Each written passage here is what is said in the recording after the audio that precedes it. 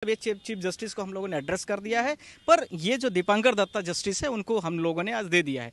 हमारे सिर्फ दो, अब मैं आपको आपके सामने इसको दिए भी दे रहा हूँ, ठीक है, आप स्क्रीनशॉट भी ले। हमारे 4 कंसर्न है। देखिए, दीपांकर दत्ता ऑनरेबल जस्टिस है, हमने मान लिया, हम लोग रोज जाते हैं कोर्ट में और हम लोगों को बड़ा रिगार्ड भी करते हैं, उसका हम सम्मान भी करते हैं, पर उन्होंने जो फैक्ट को हाईलाइट किया राहुल गांधी को लेकर के। सर, राहुल गांधी को लेकर सुप्रीम कोर्ट के जस्टिस दीपांकर दत्ता की बेंच की तरफ से एक स्टेटमेंट आया कि राहुल गांधी सिर्फ बोल देते हैं, उनके पास कोई सबूत नहीं होता।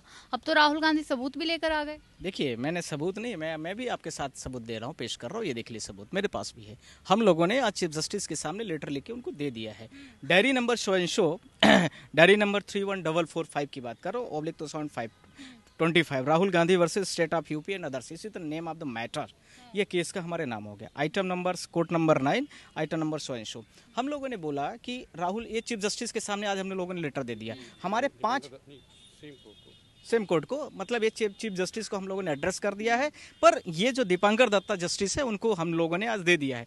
हमारे सिर्फ दो, अब मैं आपको आपके सामने इसको दिए भी दे रहा हूँ, ठीक है, आप स्क्रीनशॉट भी ले।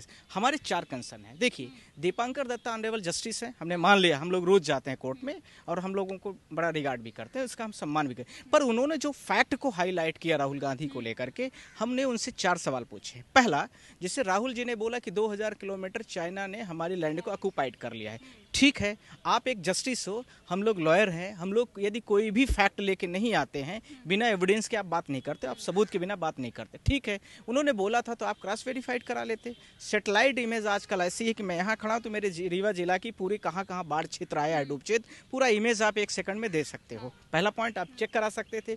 दूसरा, थ्रू आर्मी, जो आर्मी हमारी है, आर्मी से आप मांग सकते थे कि क्या राहुल जी जो बोल रहे हैं वो बात सही है या गलत है। जो हमारी थल सेना है, जल सेना है, वायु सेना है, 3 विभिन्न प्रकार की सेनाएं हैं, उनसे भी हम पूछ सकते हैं। तीसरी बात इसके साथ में, ये भी मैंने कंसर्न को छोड़ दिया। अब इसके बाद बीजेपी के खुद के एमपीज आसाम के, आपको खुद पता है, पार्लियामेंट में जाकर के इस चीज़ को खुद बोला। इसके साथ में चौथी बात, बहुत सारे पब्लिक डोमेन में आसाम वगैरह में और जो वहाँ पर अभी मणिपुर वगैरह में चुनाव हो रहा है, वहाँ पर यही बातें रिपीट की जा रही हैं कि चाइना ने हमारे लैंड को एक्वायर कर लिया है। अब आपको किसी चीज़ को बिना फैक्ट के वेरीफाइड करना है, कुछ भी अपने मनमाना बोल देना है। ऐसे आपने वीर सावरकर वाले मुद्दे पर आपने बोला था, आप सबको पता है कि आपने बोला कि शहादत का ये विषय है, वो विषय है, तिवारी जी अभी बताएंगे, आपको काफ़ी इनको डिप्थ में नॉलेज है। तो ये सारी चीज़, जब ऐसी सारी घटनाओं के बारे में आप इस तरह से बयान करते हो, आप भारत देश के हो सकता है कि चीफ जस्टिस भी बने, तो आपसे क्या उम्मीद की जाएगी? आप किस तरह से बात कर रहे हो? हमारा मैटर तो सिर्फ मानहानि का था, आपको मानहानि मुझसे बात करनी चाहिए थी। आपको ये कहना कि आपने देश के लिए जो बोल रहे हैं, आप तो सच्चे नागरिक ही नहीं हो सकते, ये क्या है? सच्चे नागरिक होने का क्या अभिप्राय है? क्या पूरे भारत देश को बेच दे वो सच्चा नागरिक है? क्या पूरे भारत देश की सारी प्रॉपर्टी को किसी 2-4 पूंजी चंद हाथों में बेच दे वो है? क्या भारत देश के सारे बेरोजगार युवा जो है तो बेरोजगार हो जाए वो सच्चा देशभक्त है?